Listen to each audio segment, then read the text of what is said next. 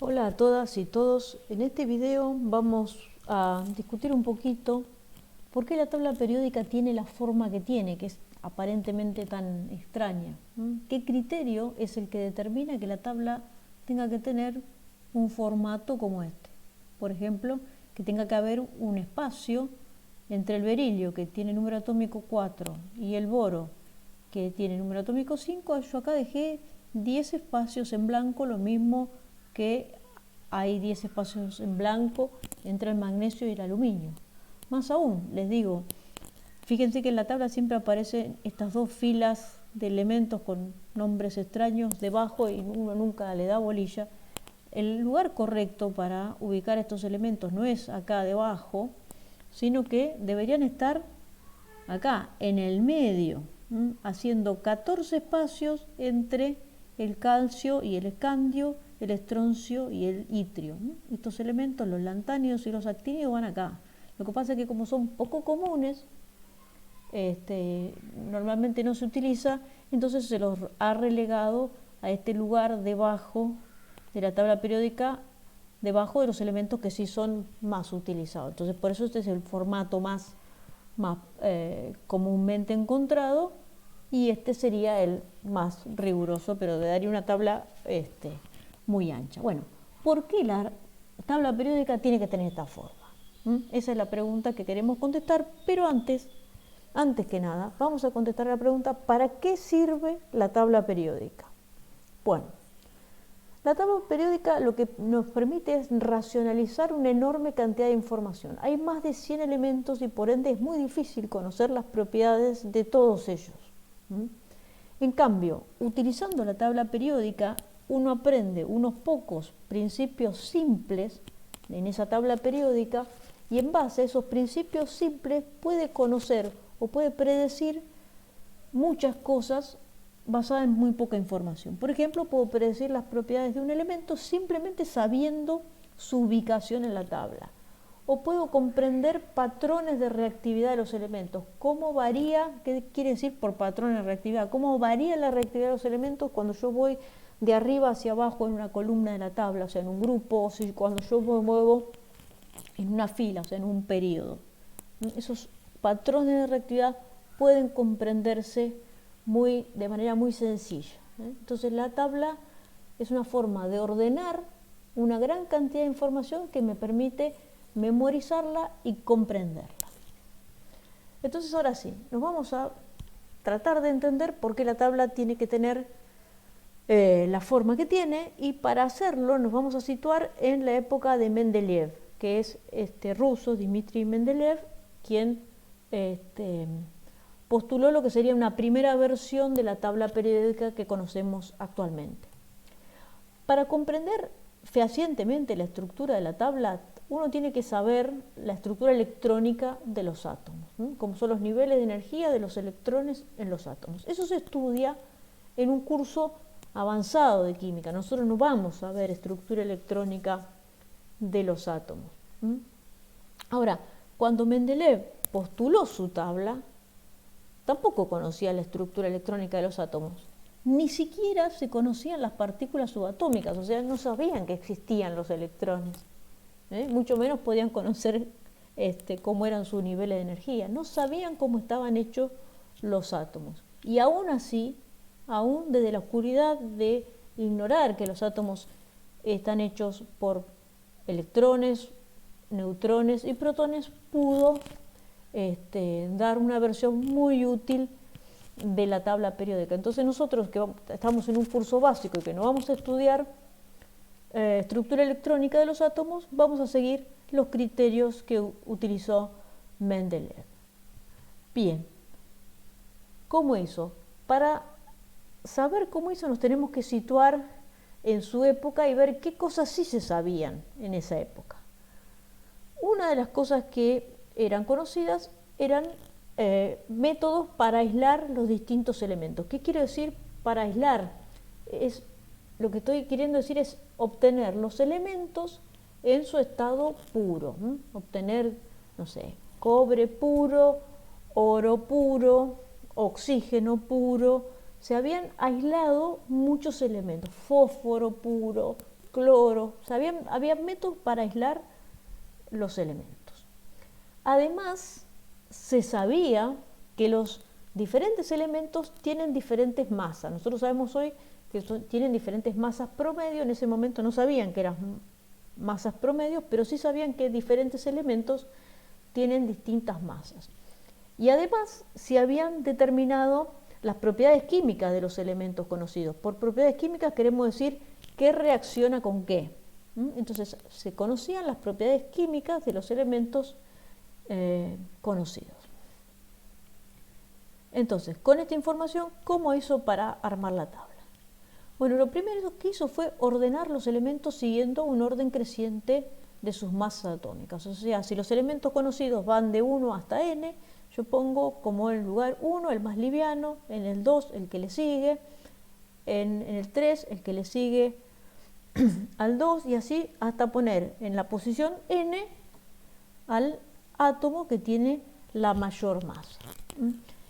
En ese momento se conocían poco más de 60 elementos y además, ojo, porque el criterio que usó Mendeleev es basado en las masas atómicas, pero el criterio de la tabla periódica actual está basado en el número atómico Z, en la cantidad de protones que tiene ese elemento o los átomos de ese elemento en su núcleo. Lo que pasa es que Mendeleev, al no conocer las partículas subatómicas porque no habían sido descubiertas aún, no pudo usar el criterio correcto y usó el criterio de las masas, que en casi toda la tabla periódica produce el mismo ordenamiento, excepto en un punto que ahora lo vamos a ver cómo igual Mendeleev se dio cuenta de que estaba pasando algo extraño y usó el orden correcto.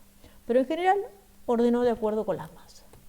Muy bien, después analizó para los distintos elementos cuáles son las propiedades químicas, qué propiedades químicas tiene este.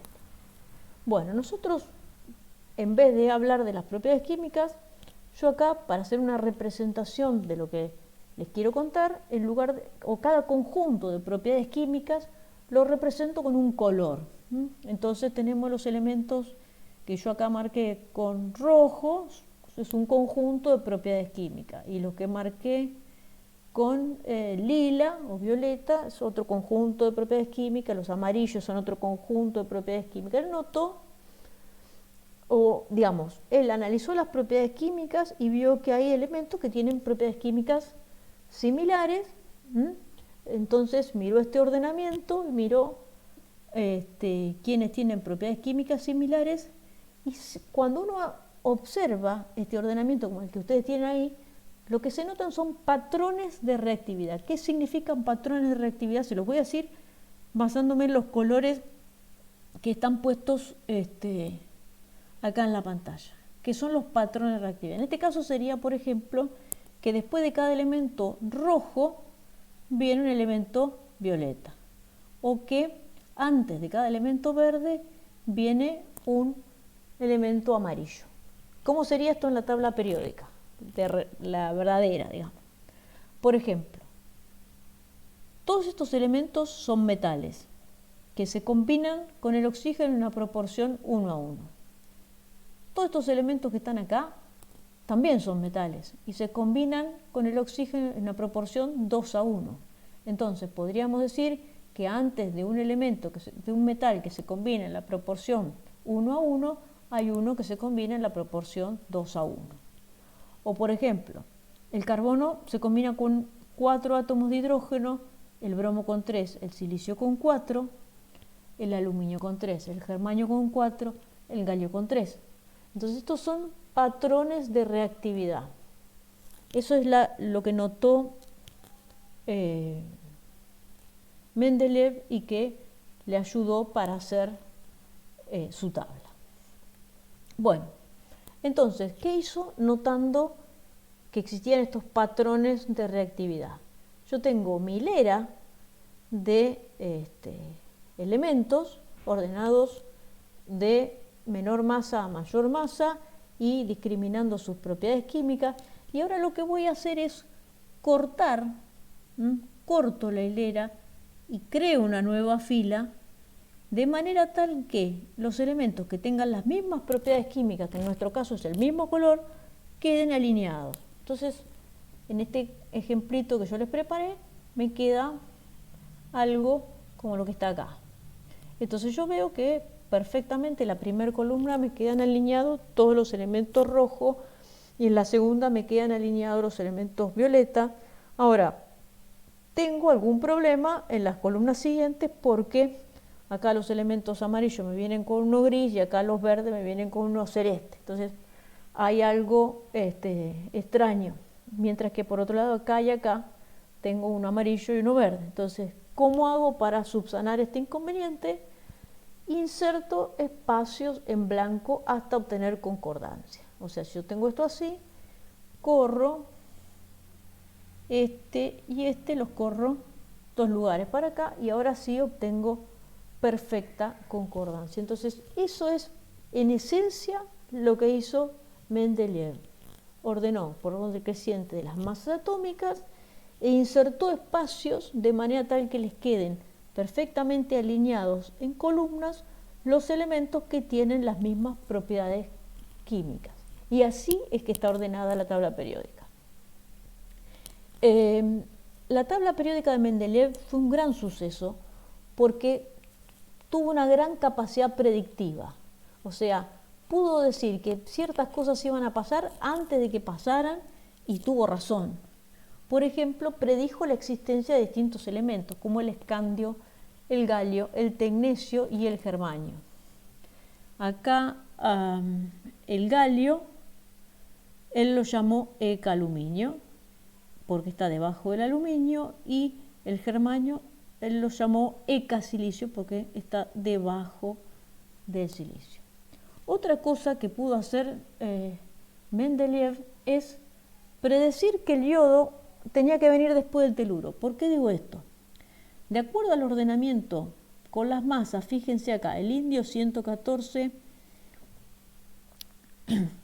el antimonio 118, bueno, sigo así, 121,2, el teluro 127,6, el yodo 126,9. Entonces, siguiendo un orden creciente de masa atómica, yo tendría que tener primero el yodo y después el teluro.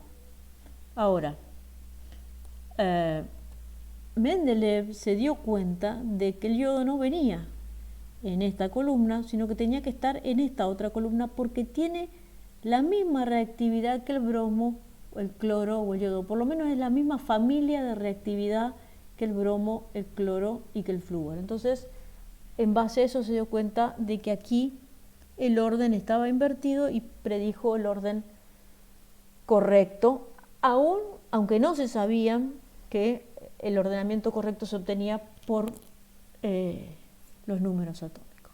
Y no solo predijo la existencia de los elementos, sino que predijo las propiedades de los elementos que faltaban. Por ejemplo, para el eca-aluminio, él dijo que tenía que tener una masa, que tenía que existir y que sus átomos tenían una masa atómica relativa de 68. 4 años después se descubrió ese elemento, que lo descubrió un científico francés y por ende lo llamó el galio, y el galio tiene una masa atómica relativa de 69,9. Lo mismo el ecasilicio, que Mendeleev propuso que existía en 1871 y dijo que tenía que tener una masa atómica relativa de 72, fue descubierto 15 años después en Alemania, se lo llamó germanio y tiene una masa atómica relativa de 72,3. Bueno, entonces, para destacar y para terminar con esta presentación,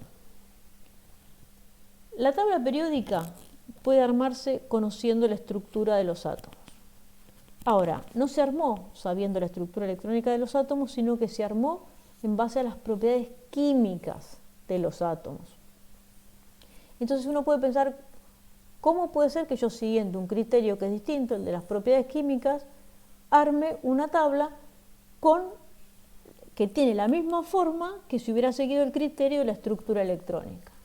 Y bueno, esto es posible porque las propiedades químicas están determinadas por la estructura electrónica. Entonces cualquiera de los dos criterios que siguieran me iban a dar necesariamente el mismo resultado, porque las propiedades químicas de los elementos están determinadas por su estructura electrónica. Entonces, mirando las propiedades químicas puedo saber cosas de la estructura electrónica y viceversa.